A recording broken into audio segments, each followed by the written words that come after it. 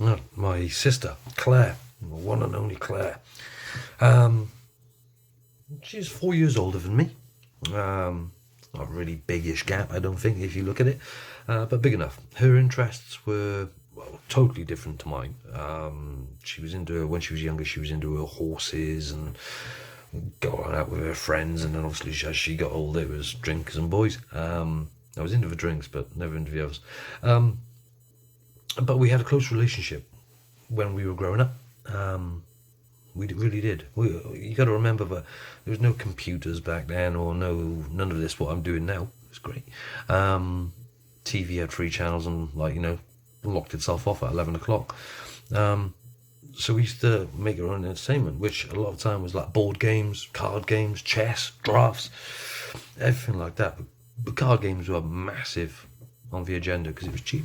It was easy, and we always used to sneak off to her bedroom and play cards and have snacks and drinks, play board games and stuff like that. Obviously, as you get older, those sort of things stop, don't they? They do stop. Very fidgety today. They do stop. We found our own lifestyles as we got older. When she was still in secondary school, she got herself a job on Pontypridd Market, working on a leather store. Can't remember the lady's name, but the bloke's name was Frank. And she used to sell belts, handbags, coats, you name it. If it was made out of leather, she made it. But she'd done that for ages. She used to get up so early in the morning to help, 3-4 o'clock in the morning, to set up the stall on the main market, and then stay there until God knows whatever. But it was money. And I used to go there on weekends, and I used to go along and say hello to her and bring her a coffee or something like that. And as time went on, she started making stuff as well. I remember one day she actually presented me with a leather belt which she had made. Black leather belt with solid steel buckle. Awesome. And bizarrely, it's a belt I've still got today. After all those years. Actually, no, I'm not going to get anything out, don't you worry. But here it is. Here is said belt in all of its very old glory. That's paint. You'll hear about where that comes from later. Knife marks. That is the belt with the original buckle on it. They must be wearing a bit thin now, but that is it. My sister made me that. Bizarre, isn't it? There you go. For things you keep. Excuse me.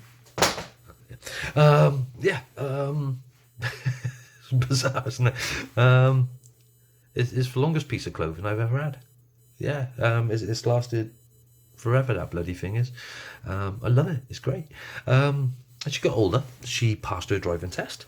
Got her hands, I think her first car was a Mark 1 Ford Cortina in canary yellow, 2-door jobby in canary yellow. And she got herself another job as well.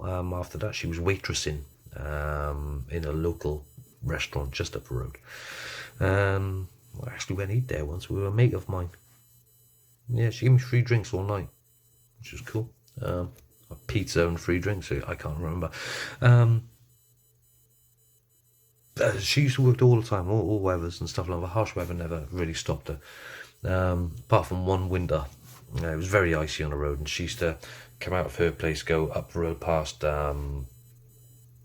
Farmers Arms pub, and around the back and around the top, back lanes basically. And she didn't come home on time one night. And I think very shortly afterwards, my mum and dad had a phone call from the police informing us that she'd been in an accident. Luckily, she was okay. She was fine. But the after effects of her crash made the newspapers. Made the newspapers. Because literally, after she'd finished her shift, she went home, but the weather was a bit crap, and she had a bit of black ice on the road and lost control of the car, which in its prime glory decided that the road was not a good place to be. veered off to one side and straight into a telephone junction box. Do you know the big green boxes you see on the side of the road with all the telephone connections?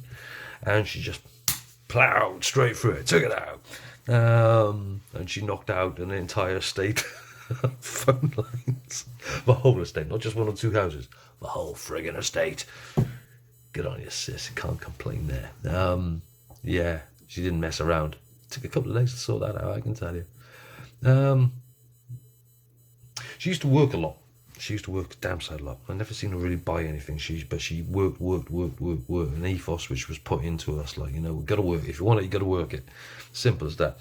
And I found out why she didn't buy it, because she was planning. She was planning everything out for herself. She had been saving her money up to buy a computer. Yeah, I think she took a loan out. I think my mum and dad helped her with bits and pieces.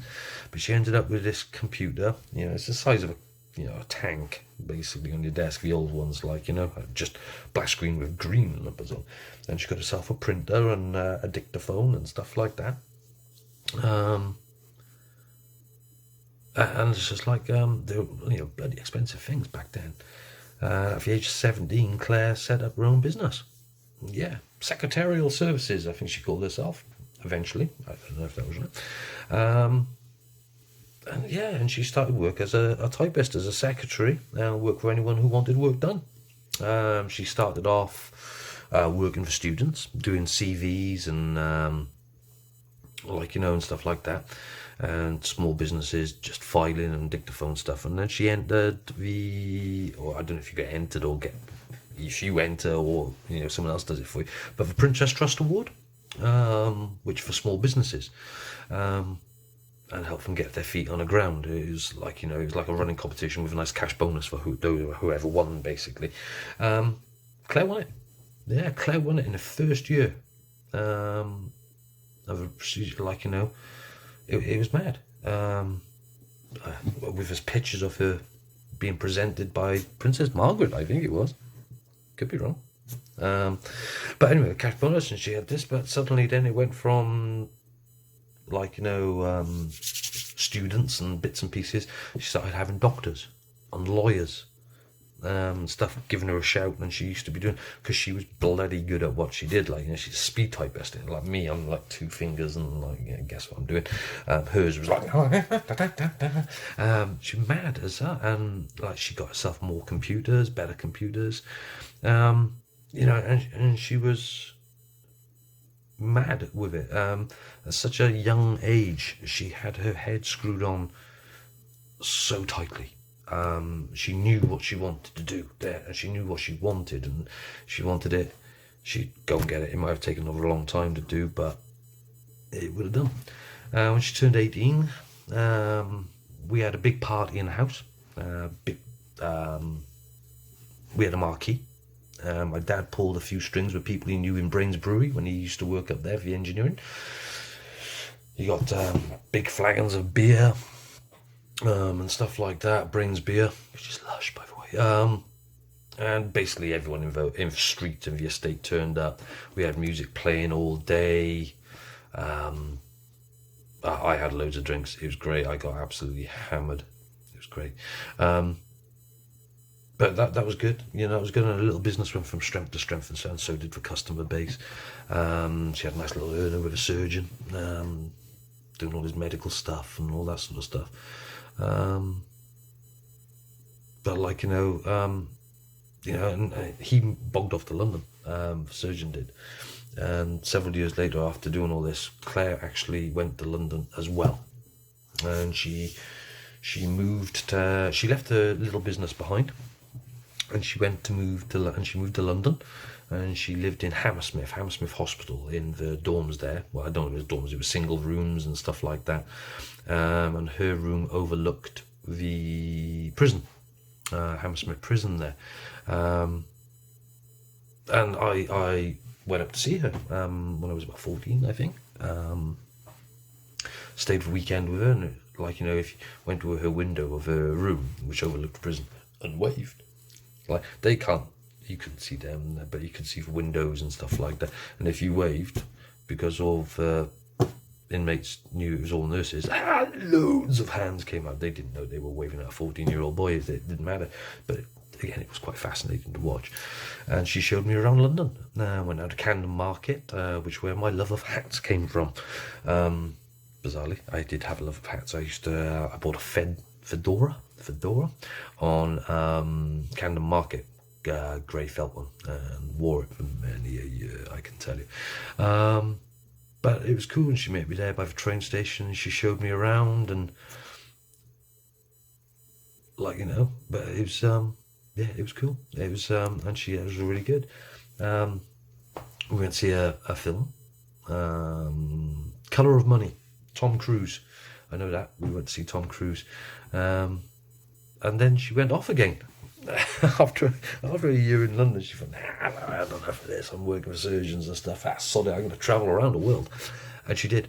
She took another year off, and she travelled around the world. She went to Singapore, Australia, travelled across America. This is when she was 18, 19 years old. You've got to remember now, she's still very young.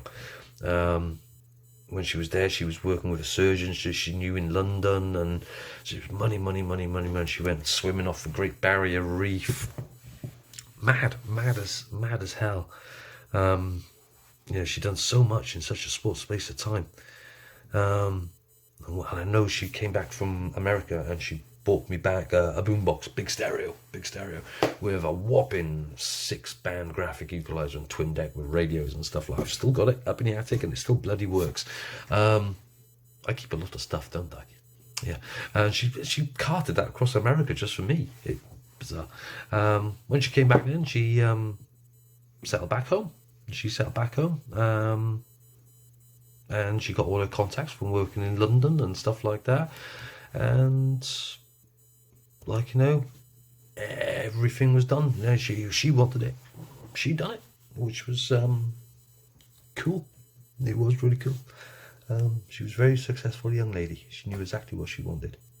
I, on the other hand, was a different matter. While she was doing all that, I thought it'd be fun to try shoplifting. Didn't work well. I got caught. I think I was a bit younger, actually. I can't remember all that. I know I got caught shoplifting. And police came around the house and stuff like that. And me dad found out, as you do, and he came over and he stood on. He sat. Right, let's get it right. He sat on the edge of the bed, and I stood in front of him. And he said, why? Why did you do it? So I was like, I don't know. My brain went into overdrive, and I come up with the most amazing reply. Yeah. I didn't know what I was doing. Awesome. So he looked at me, leaned forward like I just did, and went, you didn't know what you were doing.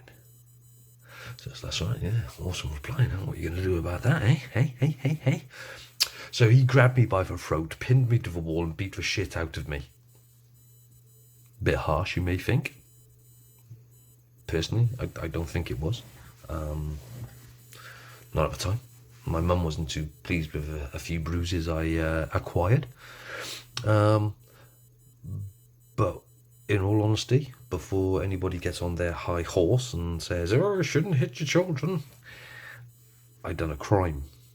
I got caught. I got the punishment.